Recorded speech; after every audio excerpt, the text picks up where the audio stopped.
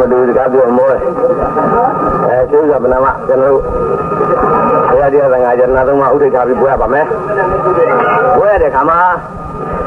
ကျွန်တော်ဟာ1980ပြည့်ပြာဆိုလာပြီးတော့ဒီကြာသပတေးနေ့56နှစ်ကျွန်တော်ရဲ့ကျေးဇူးမှန်သမျှဘုရားတရားသံဃာနဲ့လည်းကအဖဆရာတော်ကြီးတွေကဥဒ္ဒကအဲဒီကလေးကိုတိုင်း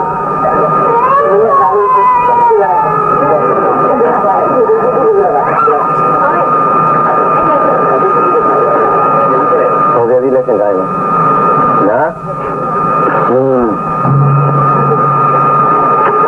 ဒါကြောင့်ဘယ်လိုသက်သေထုံးတာကတွေကိုကြည့်ပြီးတော့ဒါတွေကိုကြောက်လဲကြောက်တယ်ယိုလဲယိုတယ်မောဟုတ်ကြတော့ဟာသူနဲ့သက်တူရွယ်မြသူ့တဲ့တရက်ကြီးတဲ့လူကိုအကတော့မခံဒီဟန်တာလို့သမုတ်သွားတဲ့ရှင်းသူတော်ကောင်းများရဲ့လမ်းစဉ်တိုင်းအဲလိုကြီးသူတွေဟာကိုယ်ဆရာသမားကိုရိုးတယ်တော့လဲဥခိုက်ချင်းမှာခွတ်လို့ပါရအထူးမြင့်တဲ့အခါမှာပဲမှန်လဲမှန်လားပါအဲဒါကြောင့်ခန္ဓာနာနာဆန်းဆန်းပြပြဖြစ်တော်မူတဲ့အတိုင်းဟိုရှိခင်ခါတော့ကအမှန်တန်ဆင်းရဲခဲ့ပါဘာတွေဆင်းရဲခဲ့လဲဆိုတော့ကုန်းချောင်းသွားကုန်းချောင်းပြန်သွားတဲ့ဆရာလည်းဆင်းရဲတပည့်ရလည်းဆင်းရဲဘုရားရှင်လေးတွေဆိုတာရှင်းတော့ကဒီလိုဆင်းလာအဆင့်အတောင်းအလွှာပိုင်းမှာအထလန်းပညာဆိုတဲ့ဘိုးဘိုးပွဲအစရှိသည်တို့ကိုတချို့များဆွေအုပ်နဲ့အုပ်ကိုဆွေချတာဘုရားကျောင်းဆောင်ကိုကြည့်လိုက်တော့မှုတက်ရခိုးတက်ဘုရားရှင်မှာလည်းမထားတယ်မထားတဲ့ဘုရားဝတ္ထုပစ္စည်းမှန်တယ်အကုန်ဘုရားရှင်မှာတဲ့လှလှပပလေးဆိုအဲခန်းမှာအသုံးဆွဲလို့ခြေတော့တစ်ချောင်းကျိုးသွားလို့လူရမဝင်တော့ဘူးဆိုရင်ဘုရားရှင်မောတင်းဆဲလိုက်ခွက်တင်းရင်နွေးပကံတင်းအစရှိသည်ဖြင့်မလေးမစားဘုရားတရားသံဃာယနာသုံးပါးကိုသတူကန်းတကွယ်သုံးခဲ့တဲ့ကိစ္စကိုငါဘယ်လိုလုပ်ရှင်းရပါမလဲလို့အဲ့ဒီဌာနအတိုင်းသင်္မန်းခံခဲ့တယ်ဘုရားရှင်ကိုကိုယ်တိုင်ဆောက်လုပ်ပေးခဲ့အဲ့လိုစပြီးတော့ဒီတွင်လာတဲ့နှစ်ကစ၍ယခုကျွန်တော်တို့ဆရာတော်ညီကိုသားဖအစရှိတဲ့အဖွဲ့အစည်းကြီးသည်ဘယ်အိမ်မှာကြည့်လိုက်ဘုရားရှင်ဟာချင်းရင်မောနံပါတ်1ဘုရားကိုသာဖြစ်ခေါ်ရမယ်ဘုရားကိုသာဥဒပိယဝိဇ္ဇာဖြစ်သွားကြကုန်သောအထက်ဝိဇ္ဇာဆရာကြီးပေါင်းတို့သည်ဘုရားတရားတော်ကိုဘုရားစကားတော်ကိုဘုရားအကြိုက်ကိုကြင်ကြံနားထောင်အားထုတ်သွားကြလို့ဝိဇ္ဇာဖြစ်တော့ဒါလေးသိထားရမှာအဲဒီလိုနံပါတ်1ဖြစ်တဲ့ဘုရားကိုမိုးတက်အောင်ထားပြီးလောဘဇောနောက်ကိုလိုက်ရလို့တဲ့ဆန္ဒပြည့်ဝအောင်ဆိုပြီးအထလန်းဆရာကြီးတွေကိုနံပါတ်1ကထားမိရင်ကုသိုလ်မရတဲ့အပြည့်ရောက်ပါလိမ့်ငရဲကြီးပါလိမ့်အဲဒါကြောင့်နံပါတ်1ဘုရားပါတရားသံဃာနံပါတ်2အဲ့ဒီသင်္ကာကြမှာကျွန်တော်တို့ရဲ့ကျေးဇူးရှင်ဖြစ်တဲ့ဆရာကြီးတွေကိုဥတိုက်စစ်ခိုးမိုးမှန်ကျင်လို့မိုးမှန်မှာရပါအဲလိုသွားပါအခုများသောအားဖြင့်အဲဒီနံပါတ်1ဖြစ်တဲ့အရေးကြီးဆုံးဖြစ်တဲ့မသိမချင်းအမြဲတမ်းစိတ်ကကိုယ်ဖွယ်သွားရမယ်ဘုရားဟာနံပါတ်2ဖြစ်နေတဲ့အတွက်တော့1နဲ့2ပြောက်လိုက်ပါလို့ပဏာမဖြစ်ပြောရင်ဘုန်းတော်အလွန်တရာကြီးမြတ်တော်မူသောလူနဲ့ဓမ္မသတ္တဝါ3တို့တွင်ဘယ်ပုဂ္ဂိုလ်ဘယ်သူနဲ့မှတူတော်မူသော1500ကိလေသာတွေကိုဘယ်ဖြတ်ခုတ်ပင်တော်မူသောမြတ်စွာဘုရားရှင်ကိုရိုမြတ်နဲ့တကွမြတ်စွာဘုရားပြည်သားအရိယသံဃာဖြစ်တော်မူကြကုန်သောအရှင်မထေရကိုရမြတ်နဲ့အရှင်ဥပ္ပန္နမထေရကိုရမြတ်တို့အားဘုရားတပည့်တော်နဲ့တူခသိန်းတော်တပည့်အပေါင်းတို့ကရိုသေသောရှ िख ိုးရပြင့်ဖိတ်ကြပါသည်ကြော့ကြပါသည်ဗျာအကြော့ကအပူဇော်ကံကြွတော်မူကြပါဗျာကြော့အဲလိုဘုရားတရားသံဃာယနာသုံးပါးဥထိတ်ထားရှင်းဥစွာပထမမတုံမလောက်သက်ဝင်ယုံကြည်သောစိတ်ဖြင့်ဘုရားတရားသံဃာကိုလက်လွတ်လို့မရပါဘူးအဲလိုယုံကြည်ပြီးတော့မှယေရှုရှင်ဖြစ်တော်မူကြကုန်သောအဘိဓိဗုဒ္ဓဟံဘုရားဒီတိုင်းရာသန္တာရှိသည်တဲ့ပို့ရဆရာနဲ့တပည့်အစုံယနေ့ဆရာကလေးဝဲအဖြစ်သတ်မှတ်အသီးသီးလောက်ကံကြံစီနေကြသောဆရာဥသန်းညွန့်နဲ့တကွမိဘညီကိုမောင်နှမတတိသာသမီအစုံတို့ကယနေ့ယ ညာဝဲခေါ်တဏ္ဍပွဲများကိုအဖေကြီးဘိုးတော်ဟန်ကိုအစထား၍အဖဘိုးတော်ပြူဖဘိုးတော်စကြမင်းဖဘိုးတော်ပွင့်အသက်ဝိဇ္ဇာဆရာပေါ့အဖေအထက်ကိုင်းအစ်စ်နဲ့အထက်ကိုင်းဆေးတော်အစ်စ်ကိုဆေးဦးလေးလာ၍ဘုရားတရားသံဃာယနာသုံးပါးဥဒိတ်ထားကြသောသူတော်ကမှန်များတို့ကိုစัจ java လာနာနာရှိရှိနာကုံတော်ဝိဇ္ဇာအလုံးတို့ကအမြဲမပြတ်ကုရတယ်လို့ပြေးရသောဩဝါဒအတိုင်းဒီလမ်းစဉ်တိုင်းသားတော်ချမှတ်ပေးရယနေ့အောင်မြင်ကြီးထားပြောခဲ့ပါပြီဆိုကြောင့်အဖေကြီးဘိုးတော်ဟန်သားလင်းသားတို့ကျေးဇူးရှင်အဓိကဖြစ်သည့်အတွက်သားတို့အုတ်ခေါင်း၌အဖေအုတ်ခေါင်း၌ခါသုံးကုန်သောတတိမအလုံးတို့အုတ်ခေါင်း၌ခါသုံးကုန်သောတတိကလေးတွေအုတ်ခေါင်း၌ရတန်တင်နေမှုဖြင့်အဖေဟာမတစ်ထက်အဖဘိုးတော်ယူဖဘိုးတော်စကြမင်းအဖဘိုးတော်ပွင့်အစရှိသောဂိုင်းတော်မရဲအောင်ထိုင်းဂိုင်းအောက်ထုတ်တော်မူရသောကျေးဇူးရှင်အဖဆရာတော်ကြီးများဗျာယနေ့26ရက်5လ84နေသောဖြင့်မတ်တန်းဝင်ဖြစ်ပါပွဲရပြည်လင်ဆုံးမတဲ့စကားတွေဆုံးမစေနာအတိုင်းအဖကျေးဇူးရှင်ဆရာတော်ဘုရားများသားတော်ပြောမှဆိုမှရှိရင်ခွင့်လွှတ်ပြဝါအိတ်တော်ပါသည်ဒါကြောင့်အဖေနဲ့တကွာအဖဆရာတော်ဘုရားများသည်အဖေနဲ့တကွာအဖဆရာတော်ဘုရားများဟာပြီးသံထားသောတက်လို့ပြောတော်မူပြီးဒီတပြည့်တပိအားလုံးနဲ့အတူသာသမီအားလုံးနဲ့အတူဒီရက်ွက်မှာရှိကြကုန်သောဘုရားရှင်မှန်သမျှမတ်တော်အားလုံးတို့ကိုဘယ်လိုလဲပြည့်ပင်သားပြီးတော့လဲ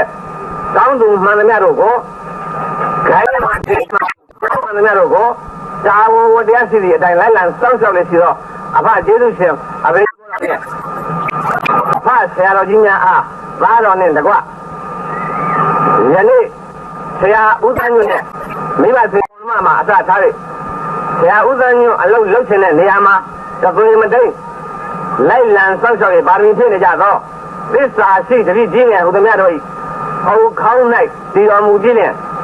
အဖေဟန်နဲ့တော်ပြပေးတော်မူခြင်းကြွတော်မူပါကျေးဇူးရှင်ဆရာတော်ဘုရားကြီးများဗျာကတော့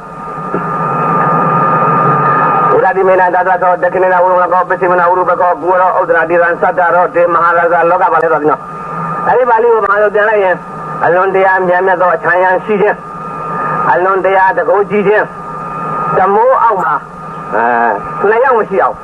အမတန်ကြီးကျယ်ခမ်းနားသောတကိုးအဓိပ္ပာယ်နဲ့ပြည့်စုံခြင်းလက်အောင်မှာရှိနေသောအချမ်းရန်တို့ကိုရေတွက်မယ်ဆိုကမရေမတွက်နိုင်အောင်များလာသောအချမ်းရန်ရှိခြင်းဒီလိုစသောနမကြီးအားလုံးတို့နဲ့ဒါတရာဝုလကဝုပကကုဒသူလေဘောထောင်းမောပိသံလေအစရှိတဲ့နမကြီးအားလုံးတို့ကိုဘာတော်တို့ပြပိတ်ပါသည်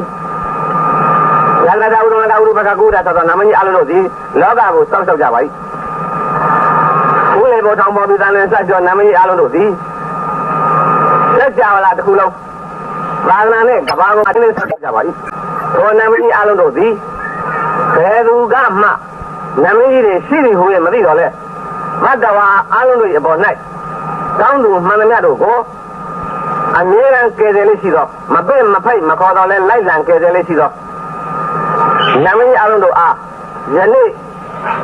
သားတော်နဲ့အတူခါတိုင်းကတော့ဒီပေါင်းတော့ကထူးခဲ့တော့အဆောင်အယောင်ခမ်းနားဖြင့်လောက်တော်ရေချမ်းစီမံအတုံဖြင့်ပြည့်ပြကြပါသည်ဒီပြည့်ဖရာဌာနဒီဒေသတို့အထူးသဖြင့်ကြွတော်မူကြသည်ဘယ်တော့ခါမှကပုံးမနဲ့မကြုံမဆိုင်မတွေ့ရအောင်မမြင်ရအောင်သေရိုးရိုးအမျိုးမျိုးတို့ဖြင့်မသေးရအောင်ကောင်းသူမှန်တဲ့တို့ကိုကယ်တယ်လို့ရှိတော်နာမကြီးအားလုံးတို့ကိုသားတော်နဲ့သူခသိန်းကုန်တော်တပည့်ပေါင်းတို့ကလေးလေးစားစားရိုးရိုးသေးသေးပြည့်မိပါသည်ဒီဌာနတို့ပြည့်လျာကနေရာမြတ်တို့ဆရာဦးသန်းညွန့်နဲ့တပည့်အားလုံးညီကောင်မောင်တို့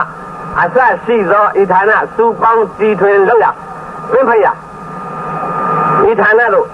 မြဲမြဲမြတ်မြတ်ကြောက်တော်မူပါနမကြီးအားလုံးတို့ဗျာကြတော့လိုက်ဒီကတရားသမုဏသဘာဝတိဒုက္ခဝဟံဇဝကေမေနိတိတောမန္တာရေတုတရတိဒီကသုံးပုံရင်ဝင်ပိုက်၍သာနာတော်အားမငိုက်အောင်စောင့်ရှောက်လေရှိတော်မိခင်သရတိမေတော်မြတ်မေတော်ဤတကောအနိသင်္သကိုနိုင်စတိုင်းထွာ၍ပြမိဆိုကမြင့်မတောင်အတွင်းနဲ့ရှိကုန်သောမြူမုံအားလုံးတို့ကိုရေတွက်မရသလို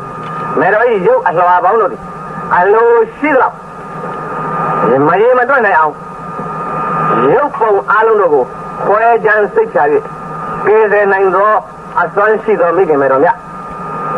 သောမိခင်မေတော်မြတ်အားဘာတော်တို့သည်နေရောညင်မှာဘယ်ခါမလားဘုရားတရားသံဃာယနာ၃ပါးဥထိတ်ထား၍အနန္တောနန္ဒ၅ပါးကိုရိုသေသောရှ िख ိုးရပြီလေအဖကျေးဇူးရှင်ဆရာတော်ဘုရားမြတ်နဲ့အတူနာမည်အားလုံးတို့ကို၎င်းဗေဒကသုံးပုံမိခင်သရတ္တိမေတော်မြတ်အား၎င်း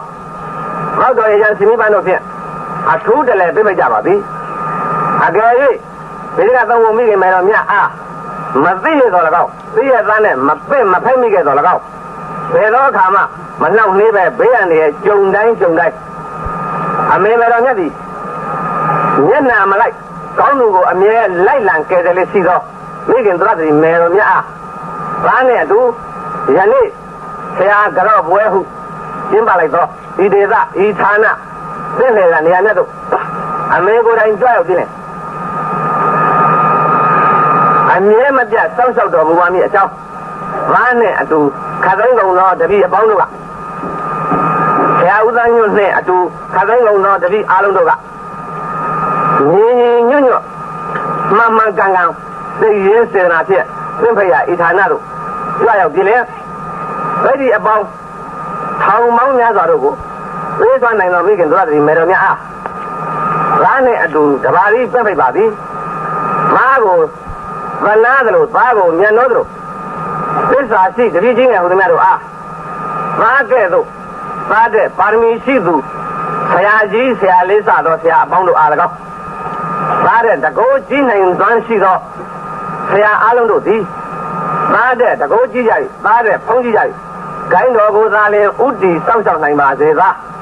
မငဲ့မကွက်ဝန်တော်မိစ္ဆာမရှိလူတိုင်းတကောကြီးကြပြီနဲ့ဒီဂိုင်းတော်အားမပပြောက်စေခြင်းက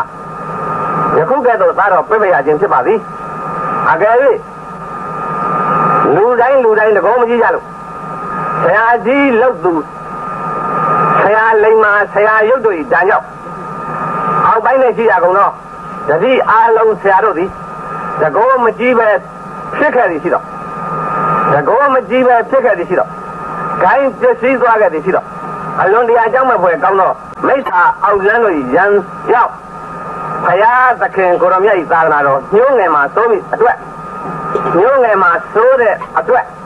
သားတော်ယခုကဲ့သို့ပွင့်လင်းမချွေးမချမ်းအဖေအပ်ခဲ့တဲ့ဘယ်သူနဲ့မှမဆိုင်မင်းအတွက်သာဖြစ်ပြီဟူသောဆေးတော်ရဲ့အရသာနဲ့ဆေးတော်ရဲ့အနှစ်သာရတို့ကိုယနေ့သားတော်ဖဲ့ချွေဖြော်စရတိုက်ပါတော့မည်အကယ်၍အစေတနာအတိုင်းညီသူကိုမှညီသူသာလင်တိုက်ညီသူအားမတိုက်ဟူသောစိတ်ဒီသားတော်အလင်းမရှိပါမကန်ဖြစ်ခဲ့သည်ရှိတော့ဂိုင်းတော်အားပေါက်ကျိုးအောင်နှောက်ဆက်ခဲ့သည်ရှိတော့ဘယ်လိုလူမျိုးမဖြစ်ဘယ်လိုလူမျိုးဖြစ်ဖြစ်ဘယ်လိုဆရာမျိုးဖြစ်ဖြစ်ဘာတို့အဖွဲ့တဲကဖြစ်ဖြစ်ဂိုင်းတော်အားထိပါခဲ့သည်ရှိတော့အဖေကိုယ်တိုင်ထုံးပါပဲပါဒါသည်မထင်သောသူကိုမထင်သလိုထင်သောသူကိုထင်သလိုကဲသည်ရှိတော့အဖေလှုပ်တယ်လို့အဖေသိခဲ့တယ်လို့သာလှုပ်တတ်ပါသည်သို့သောကာလဒေသအခြေကိုကြည့်ဖြင့်ကဘာကိုလိုသောတောင်သူလယ်သမားတို့သည်ကဘာပင်ကြီးပဲရွေးစိုက်လို့မရကြဘူးကဘာပင်ရင်း၌အမိုက်တွေအမြဲတမ်းညဉ့်ညမ်းနေသလိုကဘာသီးလေကဘာကိုအလိုရှိသောသူသည်ရိပ်လှီးဖြတ်တောက်တဲ့အခါ၌မြက်ပင်ကိုချမ်းထားခဲ့ပါထိုစဘာလှည့်ပြီးတဲ့အခါ၌သာလျှင်မြက်ပင်နေရာ၌သာလျှင်ဆုံးရှုံးရပါလိမ့်မည်ထိုဥပမာကိုဘုရားဟောဒေသနာမှာရှားပွေစုဆောင်၍ယခုကဲ့သို့ရဲဝံ့ပြတ်သားအဖေတို့ကလည်းတင်ပြပါပြီတတိအားလုံးတို့ကလည်းတင်ပြပါထို့ကြောင့်သိမှမှန်ကန်သောစိတ်ကျင်သာလျှင်သာတော့ဘဝပြောင်းလို့သောဆန္ဒဖြင့်ယခုကဲ့သို့ပြပိတ်ပါသည်ကျွန်တော်ဘဝပြောင်းမှာအဖေစီမှာကျွန်တော်နှစ်ပေါင်း150လောက်တောင်းတာပါလေဒါလေးထည့်ပြောဦးမှာဒါလစ်ဆိုတော့ဝင်စားလိုက်တာဒါကြောင့်အဖေနဲ့ကအဖရတော်ဘုရားများနဲ့နာမည်ကြီး၄ပါးအားလုံးနာမည်ကြီး၄ပါးဆိုတာဒီအမြဲတမ်း ပေါ်ပြလာဖြစ်တဲ့နာမည်တွေကိုတားလာလားနော်နာမည်တွေအများကြီးမိကသုံးပုံမိခင်မယ်တို့မြတ်တို့ကယနေ့26ရက်5လ84နေ့စွဲဖြင့်မှတ်တမ်းတင်ဖြင့်ပွဲများအပြည့်လင်ဆုံးမတော်မူတို့ကြောင့်ဘေးရန်နေအပေါင်းမကောင်းမှုတွေကိစ္စလင်းပြောင်းခသိန်းကုန်သောအဖဆရာတော်ဘုရားရှင်နဲ့အတူနာမည်အားလုံးနဲ့မိကသုံးပုံမိခင်မယ်တို့သည်ဘာတို့ဤပူဇော်ကြောရာဌာနဣဒေသတို့မြဲမြဲမြတ်မြတ်ကြွရောက်၍တောက်လျှောက်တော်မူကြပါကျေးဇူးရှင်အဖဆရာတော်ဘုရားရှင်နဲ့နာမည်အားလုံးမိကသုံးပုံမိခင်မယ်တို့အပေါင်းတို့ကတော့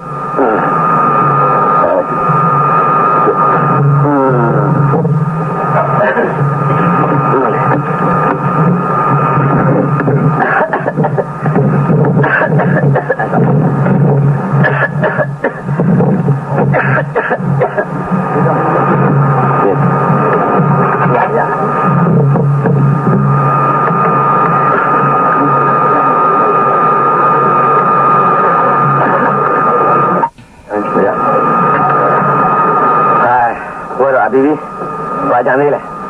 နည်းနည်းလေးတင်တာပါငါစကားပြောရင်အပန်တိုးရင်ငါမကြည့်တော့နည်းနည်းလေးဝုန်းဝုန်းဖြစ်နေပါဒါညီမကြိုက်ဒီ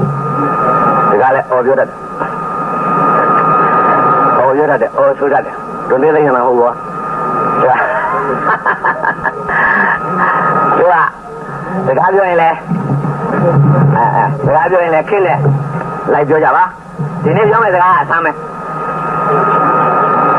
ရိစ္ဆာကိုစောပါသေးနော်ဆက်တနိုင်လုံးမှာစားကြတာပေါ့ဟုတ်လားခိုင်ဖျားတရားသံဃာယနာသုံးပါဥဒိဋ္ဌာယနာန၅ပါးချက်ကုပ်ပြီးပေါ်နေလဲအပ်ပြီးနော်တို့ဌာနရှိတာတွေပြောကြစို့အဲ့ဒါတွေမပြောပြန်ရင်လည်းအခက်နော်ဒါမှမဟုတ်ဖေသာလူပြင်မှာအသက်ရှင်ရှင်နေပြစေအဲ့ဒါဆူတောင်းတယ်အခုဘာတွေနဲ့ဇာပေါင်းကြမှာတော့မသိဘူးငါလည်းမင်းတို့လည်းပဲလူပြင်မှာကိုယ်မှလည်းကိုယ်အသက်ရှင်ရှင်နေကြတာပဲဟုတ်လားအဲ့တော့အခုအိမ်မက်တဲ့ကောင်တွေကကိုယ့်ဟာကိုယ်မက်မထားဘူးငါစီစာတွေပုတ်လားရှိုးကစာပုတ်တယ်တစ်ဖက်ကငါအလောင်းပုတ်လို့ပုတ်တော့နန်းလို့တဲ့ဟာမင်းတို့ကသေရင်ပုတ်တာပဲပဋိဌာန်းမှာသေရင်ပုတ်တယ်ဆိုတာကိုမမြင်လို့အဲ့ဒါဘဝင်မြင့်ပြီးမှန်တက်နေတာနော်တစ်ဖက်ကငါအရှင်နဲ့အဲ့နေတဲ့တလောင်းနဲ့တကောင်ပေါ့ကွာမြတ်ခင်တလောင်းနဲ့မြတ်ခင်တကောင်အဲ့ဒါအရှင်နဲ့အပုတ်တွေ့တော့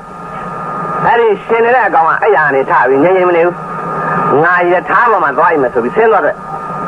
အဲ့ဒါတို့လဲဝမ်းမြောက်ဝမ်းသာနေဝင်သူတို့အတိတ်နဲ့သူတို့နိမိတ်တွေယူပြီးပြောကြတာပြောလောက်ကြလောက်ကြတာငါလည်းလည်းကြောက်တော့အားလုံးတတိအားလုံးနဲ့တကွသာသမီအားလုံးတို့ကိုဆုံးမခဲ့တဲ့အထဲမှာမရဏနုဒ္ဒရိကမ္မထာနဲ့အတုပကမ္မထာကိုဗမာလိုပြောခဲ့အဲ့ဒါလေးစပြီးတော့ဒီနေ့ဒီတက်တဲ့မင်္ဂလာအပေါင်းနဲ့အမှန်ပြည့်စုံတယ်ဖြစ်ပါလားနော်ဒါကြောင့်မလို့မှတ်တမ်းဝင်ပြောကြတော့ပြီးတော့တို့ဆရာတွေတို့သားဖားတယ်တွေအခုလည်းပဲသူစုစုရုံးနဲ့အတူတူသွားပြီးတော့ဖြစ်ချင်ကြအတူတူသွားပြီးနေချင်ကြအတူတူနေရမယ်အကျင့်နေတော့မကျင့်ကြအဲ့ဒါလေးတွေနောက်ဆက်တွဲရထည့်ပြီးတော့ပြောပါမယ်နော်ညဘုရားဟောကြားငံကိုလိုက်လံရှာဖွေစုဆောင်းအဲ့လိုအိမ်မကြတော့ကျွန်တော်ထင်တာတော့ဆရာကြီးကျွန်တော်ပြခဲ့တဲ့အသက်အရွယ်ကြီးရင်လာလို့ရှိရင်အားထုတ်ပြီးပြပြအောင်ပြမယ်ဆိုတော့တရားပြအလုပ်တွေလုပ်ရလိမ့်မယ်ကျွန်တော်လို့ကျွန်တော်တွေ့တယ်။ဘာလို့တစ်ဖက်ကပုတ်ပြတာပုတ်တော့နန်းလို့တဲ့ပုတ်ရင်တော့နန်းတော့မှာပေါ့ဟုတ်လားဟမ်တစ်ဖက်ကအရှင်ဆိုတော့အရိပ်ပဲကတွေးကျင်တိုင်းတွေးလို့ဝင်တယ်ဒီတော့ကျွန်တော်ယူဆတော့ငါပြောနေတဲ့တရားတော်တို့ဒီငါရဲ့တပည့်အားလုံးနဲ့တကွာမိတ်ဆွေအပေါင်းအသင်းမိဘအစရှိတွေတို့၌တည်လိုက်မယ်ထင်တယ်လို့ယုံကြည်တယ်။ဘာလို့တစ်ဖက်ကပုတ်ကြတာ။ညပြတာကဗမာလိုပြန်လိုက်ပါမရဏနုဒ္ဒတိကမ္မထာတို့ရွှေကျော်အိဋ္ဌာရမိတ်ဒီစေကိုင်းခေါ်အိဋ္ဌာရမိတ်ဒီစေကိုင်းတော်ကြည်သည်ကမ္မထာထိုင်အောင်ဒါသူတော်ကောင်းတွေကျင့်သွားတဲ့အကျင့်လမ်းစဉ်ကြီးပါသူတော်ကောင်းတွေလုံးသွားတဲ့ခိုင်းမှာတို့တဲ့ကံကောင်းထောင်းမှလို့ကြက်ကန်းဆံအောင်နှိုက်မိတယ်လို့ဖြစ်တာပါနော်အမှန်ဝမ်းသာကြကောင်းပါအဲဒါကြောင့်မရဏနုဒ္ဒတိကမ္မထာဘာမှလို့ပြန်လိုက်ပါမေတဲ့အကြောင်းကိုမမေ့နဲ့ဆက်ခွန်လည်းသားအစပြီဓမ္မစရိယသရတတ်စင်တော့ကဒီဘုရားဆရာတော်ဦးအိန္ဒာစရိယဆရာတော်ဘုရားရဲ့ဆုံးမချက်ကြောင့်ဆက်ခွန်လည်းသားအစပြီဒီနေ့ဒီမြဲခဲ့မြဲလုံးက ဘာမှကြီးကြီးကျယ်ကျယ်လောက်ရတယ်လို့မဟုတ်ခေါင်းမဟုတ်ခေါင်းကြလိုက်တဲ့နဲ့ဖက်လက်ကြကြဘယ်ဘက်ကြကြစောင်းနဲ့ကြကြညာဘက်စောင်းနဲ့ကြကြကြားနေတာကြပဲခေါင်းနဲ့ထိလိုက်တာနဲ့တစ်ချက်တည်းတဲ့ငါတပည့်မင်းနိဗ္ဗာန်ရောက်ချင်လားတဲ့ရောက်ချင်ပါလေဗျာဒီတော့နိဗ္ဗာန်မမှမသိဘူးနိဗ္ဗာန်တလောမှရောက်ကြတယ်ဓာတ်စီကိုလုံးဝင်ထည့်တာဟင်းသလားတော့အဲဒါနိဗ္ဗာန်ကသိပြောချင်ကွာနိဗ္ဗာန်ဆိုတာသူကသိနာနေရမဟုတ်လားဒါပါတော့နော်3 မိနစ်တစ်ချိန်ဖောက်အောင်ဒါကသိတည်တည်ရွယ်ပင်မနေပါမယ်သူတော်ကောင်းဆောင်တာဘယ်တော့ပင်မနေအောင်မေးနော်အဲ့တော့မေးခြင်းအကြောင်းကိုမမေ့နဲ့တဲ့ငါသေအောင်မှာပါလားလို့မင်းအိတ်တဲ့အခါတိုင်းကတပည့်မမေ့နဲ့တော့တဲ့နိဗ္ဗာန်ရောက်အောင်ပို့မှာပါအဲ့လိုဆုံးပါအဲ့ဒါလေးမဟုတ်တာကြီးဘုတော့ကိုရင်ဘဝနဲ့ဟိုရှင်ပညာသက်ကဆိုတဲ့ကိုရင်ဘဝနဲ့ဆိုအဲ့လိုက်တဲ့ဆိုတော့ငါသေအောင်အပေါက်အပြောလားအဲ့ဒါနဲ့နောက်19နှစ်အိမ်တော်တွေဘာတွေကြာတော့အိမ်တော်တွေဘာတွေ19နှစ်ကြာတော့သားနဲ့မယားနဲ့ဆိုတော့ငါသေအောင်မှာပါကိစ္စလည်းရှိတယ်ကိုအဲ့တော့ကားတော့ပဲငါသေအောင်မလားအဲ့ဒါကနေတဖြည်းငါသေအောင်မှာပါလားငါသေအောင်မှာပါလားသေအောင်မှာလားအပန်လေးသွားတယ်လို့အသိဉာဏ်နဲ့ဆက်လာပြီဟာမမားတဲ့ခါပိုကောင်းလားမမားတဲ့ခါကြောက်တယ်မှာအဲ့ခါကျတော့ငါသေအောင်မှာပါလားငါသေအောင်မှာပါလားသူတို့ဝင်တာဟုတ်ပါအတင်းကဆင်းလုံးတော့တော်ပြီကရူးကုန်းလိုက်ဆိုရင်ငါသေအောင်မှာပါလားအပေါက်ကအဲ့ဒါလေးအမှတ်တမဲ့ဘောတန်တန်လေးမမှတ်လိုက်ကြပါနဲ့အဲ့ဒါကိုဆက်ပြီးမသိမသိလောက်ကြဘူးတက်လာမဲ့ညံစင်တွေမပြောအောင်ညံစင်တွေတွေ့ပါလိမ့်အဲ့ဒီလိုမန္တန်လုပ်ပြီးကမ္မထမ်းကိုဒီတော့မှသိမန္တန်ထိုင်ခိုင်းသွားပါလားဆိုတော့ရွှေကြောတက်လိုက်တဲ့အချိန်ကမှအဝင်ဝင်ရဖြစ်သွားတယ်ဒါမန္တန်လုပ်ပြီးကမ္မထမ်းပဲအဲ့ဒါမှတစ်ဖြစ်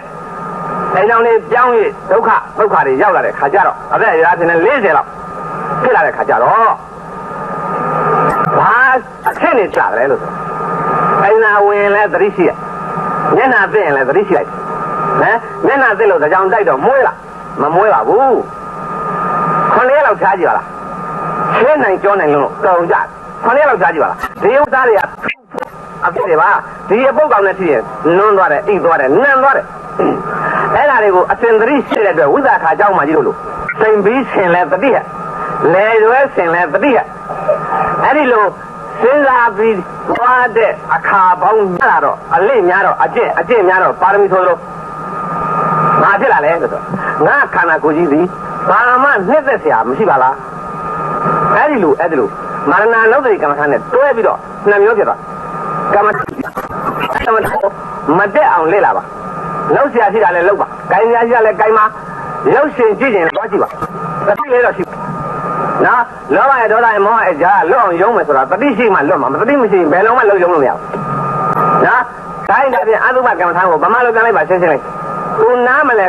တဲ့စကားကိုသူများအထင်ကြီးလာအောင်မပြောပါနဲ့ကိုယ်တပည့်တွေကကိုယ့်ကိုကြီးညိုလာအောင်မလုပ်ပါဒါပရမတ္ထသဘာဝပါဘုရားကျင့်တဲ့အချက်မှာအတုပကမ္မထာမတလားအထာရှုခိုင်းတာမတင်နေတာကိုရှုတဲ့တို့ကစီးပုံပြင်အញ្ញနဲ့ဘုရားနိုင်နှခေါင်းချုပ်ဘုရားပြောတာကိုယ်ခန္ဓာကိုယ်ရဲ့အပုတ်ကောင်ကိုအပုတ်ကောင်ကြီးလို့သိလာအောင်ရှုရင်ကပ္ပန်ထိုင်ပြီးသားဖြစ်နေတယ်ကျွန်တော်ကြိုးစားခဲ့တာအဲ့ဒါပဲငယ်တင်တုန်းကတော့ဟိုတော်အသက်အရွယ်ငယ်တုန်းကတော့အဲဒီညာနာစာကြီးဟန်သာဝရီမိုးညင်းမင်းကောဆွမ်းလုံးအကောင်ရောက်တယ်လိုက်တာငယ်တုန်းကတော့ဟိုကြီးရတော့ဘယ်မှမထိုင်နိုင်တော့ကြီးရတော့အလုတ်ကလည်းရှုပ်အဲ့ဒါကြီးမှမိုက်ကိုလမ်းမယ်မတန်းတော့ဒါနဲ့အလုတ်တွေများတော့အဲ့ဒီလိုလဲသီးခြားထိုင်ပြီးတော့ဒါလေးရတယ်မလွတ်ဘူးအဲ့လိုမလွတ်ဖ ೇನೆ လက်ကလာနှစ်ဖြစ်လာတဲ့ခါကျတော့မြင်ရပါလိမ့်မယ်တွေ့ကြပါလိမ့်မယ်ကိုယ်ခန္ဓာကိုယ်ရဲ့အယိုးစုတွေမြင်ပါလိမ့်မယ်32ခုတာသရဲ့ဖြစ်ပြမှုတွေမြင်ပါလိမ့်မယ်အဲ့လိုမြင်လာရင်လက်ခံတရားသဘောဟာနေရင်ထိုင်ရင်နဲ့သမင်းထိုင်ရင်ငယ်ပြီးထောင်းရင်လမ်းသွားရင်ဖြစ်ပါလုပ်လို့ရပါတယ်ဒါကိုလက်မပေးကြပါနဲ့ကမ္မထာ2 ပါးကိုဖြစ်ပွင့်လင်းနောင်လာမဲ့ဆယ်တဲ့အတွက်ကြိုးလိုက်ပြစေအဲ့လို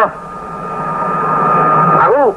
ဟောရှိပိုင်းတော့ကုထုံးကုဝတ်တွေပြော ဒီကူထုံးကူပတ်တွေကိုပြောခဲ့ခြင်းအပြင်ဒီကိုင်းမှာရှိရတဲ့တပိကြီးငယ်ဟိုတို့တို့တော်တော်ပဲပါပါနနလူပါပါနဲ့ကုနိုင်တဲ့တွေရောက်ပါတယ်နောက်ပိုင်းကျတော့အဲ့ဒီဂိုင်းကနာကိစ္စနဲ့ဂိုင်းတော်ရဲ့အကြောင်းဆေးတော်ရဲ့အကြောင်းကိုမပြောရင်မဖြစ်ဘူးနားဒါလေးညှက်ပြီးတော့ပြောတော့မယ်ဘာလို့ဖြစ်အောင်အလုပ်ရှုပ်လာပါလဲလို့ဆိုတော့ဒီသားအဖေကြီးဘောတော်ဟန်ရဲ့ဒီလုံးထုတာဘယ်လိုလဲပါဘလူတွေထုတာတို့သားဖာတွေထုတာတို့ညီကောင်မောင်တို့တွေထုတာတို့ခွဲရထုနော်ဘာဖြစ်လို့ထုလဲဘောတော်ဟန်ပြောက်သွားမစိုးလို့ဘာဖြစ်လို့ဘောတော်ဟန်ပြောက်မှစိုးနေတယ်လဲဂိုင်းကျုပ်ပြောက်သွားမစိုးလို့ဘာဖြစ်လို့ဂိုင်းပြတ်မှစိုးလဲဂိုင်းပြတ်သွားရင်မိစ္ဆာလွှမ်းမှုမှစိုးလို့မိစ္ဆာလွှမ်းမှုမှဘာဖြစ်လို့ကြောက်တယ်လဲလူတော်ကောင်းတွေဒုက္ခရောက်မှစိုးလို့ကောင်းတွေဒုက္ခရောက်ရင်ဖယားသာသနာကိုယ်လိုက်မယ်ဒါရှင်းလေးတော့အဲ့ဒါကြောင့်လုပ်ပါတယ်တောင်းရှိလို့လုပ်ပါတယ်ဝတရားရှိလို့လုပ်ပါတယ်ပြောတဲ့စကားကိုတော့ပြောရမှာနော်မပြောပါနဲ့ဟမ်နာဝသားဖားတွေရုပ်လုံးကြီးပင့်ပြီးတော့သွားလိုက်ကြတာကားပေါင်း60ကျော်90ကနဲ့ရင်ပင့်ပြီးတော့6နေကြီးကြော်ပြီးပြီးတော့မြင်တော်မူရတဲ့အတိုင်းအဘေးဟန်ရဲ့ဖုန်းကလည်းမြင်တဲ့ပုဂ္ဂိုလ်ကနေထိုင်ချက်ကိုလားအဲ့ဒီထဲမှာလူတယောက်အသက်40ကျော်50အတွင်းရွှေကျော်အိဋ္ဌာဗျာမိတ်ဒီစေကိုင်းဟာဂိုင်းတော်ကျုပ်အဖဆရာကြီးဦးဝမ်းဆိုတာဒါပါလားလို့တခါမှမမြင်ဘူးမကြဘူးအဲ့ဒါထိုင်ကြရလိုက်အဲ့လိုကြရလိုက်ပြီးဒီကိုင်းကိုအမှန်လိုချင်တဲ့စိတ်တွေပေါက်ပညာဝမလိုလားတဲ့ခါကျတော့ဒီကိုင်းဒီဘယ်မှာတည်ရှိပါလဲဒီရုပ်လုံးထုတဲ့ဆရာကြီးဘယ်မှာပါလဲလို့ရှာဖွေလိုက်တဲ့ခါကျတော့အဖေကြီးဘိုးတော်ဟန်ရဲ့ငါလိုတပည့်တယောက်နဲ့သွားတွေ့ရန်ကုန်မှာဆိုလားကွင်းကြောင်းမှာဆိုလားသွားတွေ့ကြရောတွေ့တဲ့ခါကျတော့အဲ့ဒီဆရာကမေးတယ်ခေါင်းလေးဗျာဆန်းတန်းပြပဲဗျာကျွန်တော်ကအဖေကြီးဘိုးတော်ဟန်ရဲ့ရုပ်လုံးကတကယ်လူထိုင်းနေပဲဗျာအဲ့ဒီကြိုက်ကြောင်တက်နေတာဘယ်နှမ်းမှရှိတယ်ဩခင်ဗျားကလည်းအဲ့ဒါကျုပ်ပေါ့ဒီလုံးကကျုပ်ထူတာတဲ့မယုံသွားကြည့်ပါလားခင်ဗျာကျောင်းမှာရှိတယ်ဆိုတော့ကျောင်းသွားကြည့်တော့လည်းမှန်နေတယ်လူကလည်းကျော်ကိုင်းသားဖြစ်နေတဲ့အတွက်အသာလေးလောက်လာကြပြီးပါလာလေးထိုင်တယ်အဲ့လိုရောင်တော့နဲ့ရွတ်ပြီးတော့အဲ့ဒီလူကိုပညာ60တက်ပေးလိုက်60မပေးဘူးတစ်ပြေးလေးပေါ့တက်ပေးလိုက်တဲ့ခါကျတော့သူထိုးပေးတဲ့ဆေးရဲ့အကြောင်းကိုဒီဆရာကိုသူသင်ပေးလိုက်တဲ့သူတပည့်ဆရာကိုသူကပြောပြလိုက်အဲ့ဒီတပည့်နဲ့တို့ငါတပည့်တယောက်နဲ့ဟာလင်မယားလို့ချစ်တဲ့ပင်ငယ်ချင်းဖြစ်တယ်ဟုတ်လားတော့ဟာကျောင်းလည်းပြန်တက်လိုက်ပြီတဲ့ကျောင်းလည်းပြန်တက်လိုက်ပြီတဲ့နော်အဲ့ဒီပညာတက်လိုက်တာဆွေကျော်တိုင်းဆိုတာနာမည်ပိတ်ကြည့်ထားကြတယ်ခင်ဗျားဟာကျွန်တော်လည်းဆွေကျော်ပဲကျွန်တော်ဆိုခင်ဗျားလည်းကျွန်တော်ပညာတူညီကိုပေါ့ဟုတ်ပါ